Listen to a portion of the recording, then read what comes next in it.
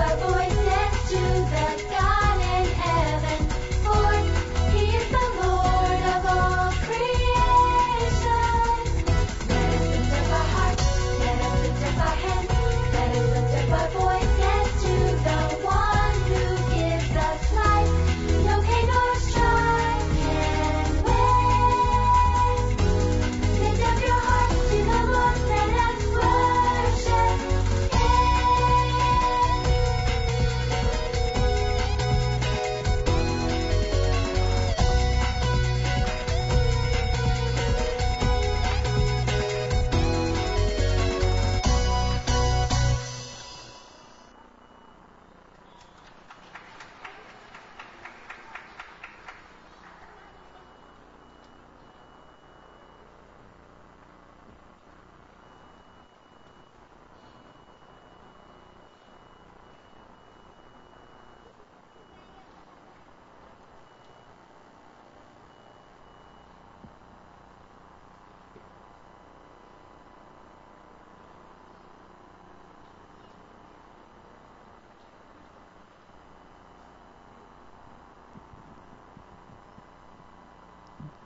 Good morning!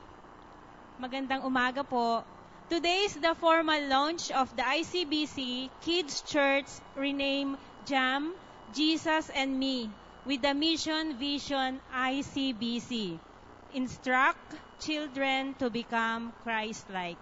Jesus said, "Let the little children come to me, and do not hinder them, for the kingdom of heaven belong to such as these."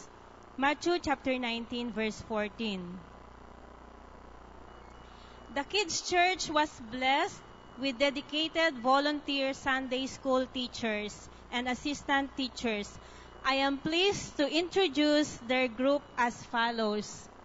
Seekers, 4 to 6 years old, headed by teacher Sherry Vicente. Palakpak naman po kayo dyan. Okay. Believers, 7 to 9 years old, headed by teacher Rachel Satingin.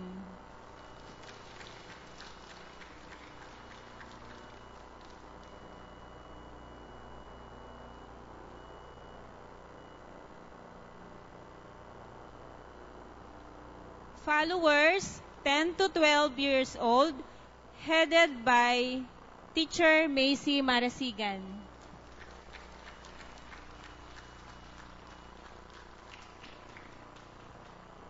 Junior Worship, headed by teacher Sharon Ang Santiago. Pastor Danny Medina, head of equipping and discipleship. And Brother David Vicente, worship minister. And yours truly, Cora Medina, as the JAM ICBC Kid Church Coordinator. If you want to look and feel young all the time, then join Kids Ministry. We have booth dun po sa likod at the front to let you know of the opportunity that awaits you in signing up with us. Thank you very much. God bless and see you later.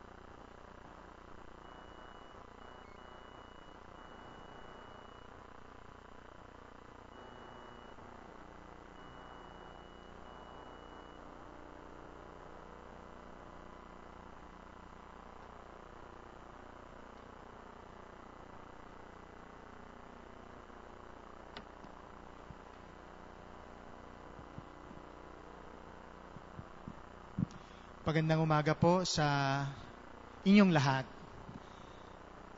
Ako po ang kasalukuyan ninyo na Council Chairman ng 2014 Council. At ito pong unang linggo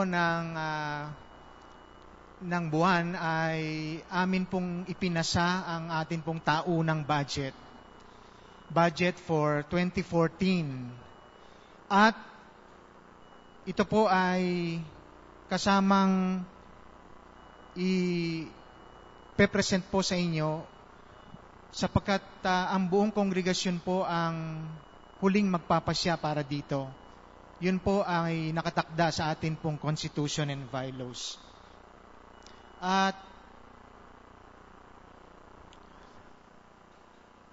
gusto ko pong ipaalala na bagamat ang mga mag-a-approve o kasama pong magpapasya nito ay yung mga nabautismuhan lamang, ay nagagalak din po ako na makita ninyo kahit po kayo ay hindi pa nababautismuhan sa ngayon, yun pong atin pong proposed 2014 budget.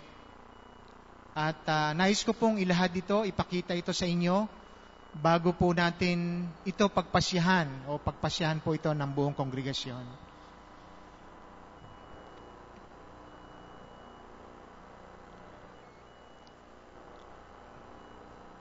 Ang makikita po natin sa screen ay ang paghahambing ng atin pong 2014 at 2013 budget.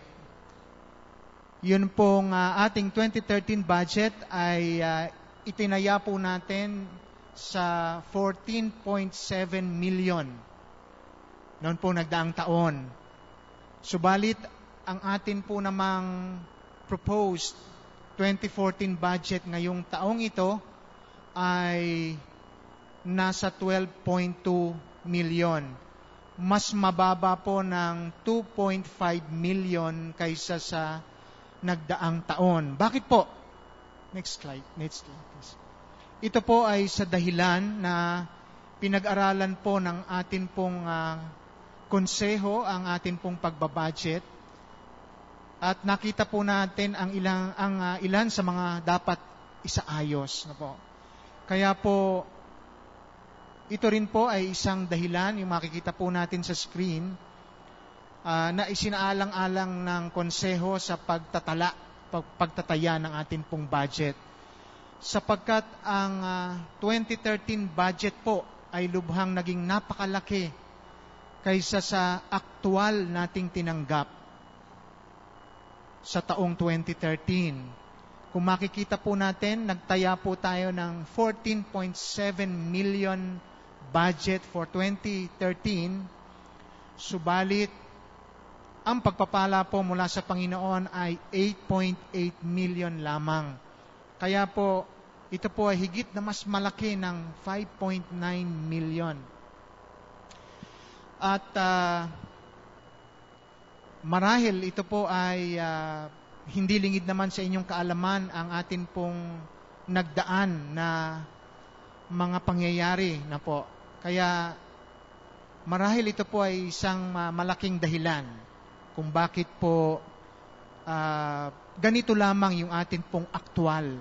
No? Subalit, nananampalataya, naniniwala po tayo na sa taong ito ay masigit na magiging maganda ang gagawin ng Panginoon.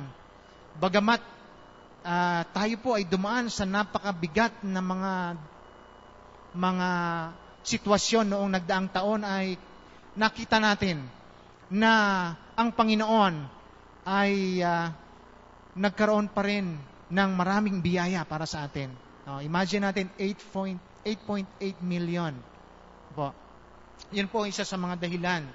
Kaya po atin pong in-adjust yung atin pong budget. Next slide, please. At yun po namang taunang budget natin na 12.3 million na po, ay dito po natin gugugulin. Hindi na ba natin pwedeng palinawin ito, kapatid? So, dito po natin gugugulin. Yun pong ating 2014 budget na 12.3 million. Po.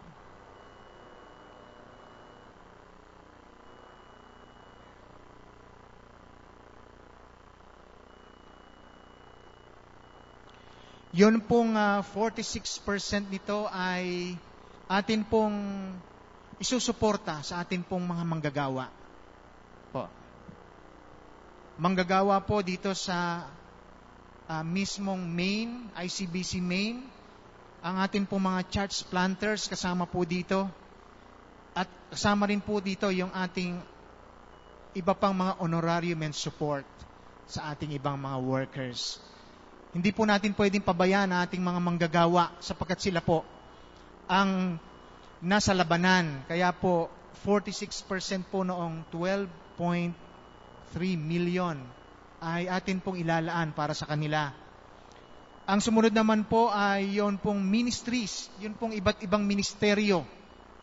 19% po ng atin pong total budget ay ilalaan po natin doon. No, 19%. Ito po ay ang iba't ibang ministries natin tulad po ng worship, mission, evangelism, social concern, membership, discipleship, at makikita po natin yung pong bago ngayon, yung JAM, youth and deaconess. Diyan po natin gugugulin yung ating 19%. Meron po naman tayong tigwa 1% na igugugulin para sa atin pong missionary groups and individual missionaries. Meron po tayong 2 individual missionaries na sinusuportahan. Iba pa po dito yung atin pong sinusuportahang mga misyonero sa SIBAP. At yun pong mga missionary groups tulad po ng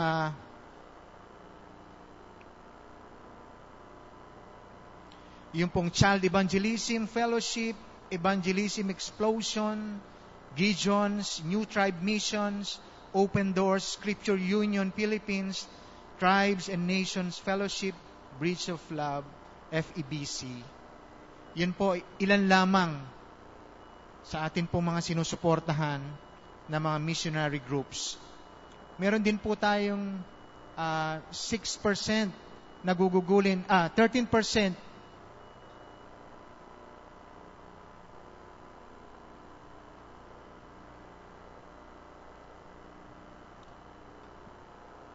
kapatid, pwedeng ibalik yung slide. Yan. Hindi pa po tayo natatapos. Meron po tayong denominational support. Meron po tayong 6% na ibibigay sa kabuuang budget. Ito po ang suporta natin sa SIBAP National and SIBAP Regional.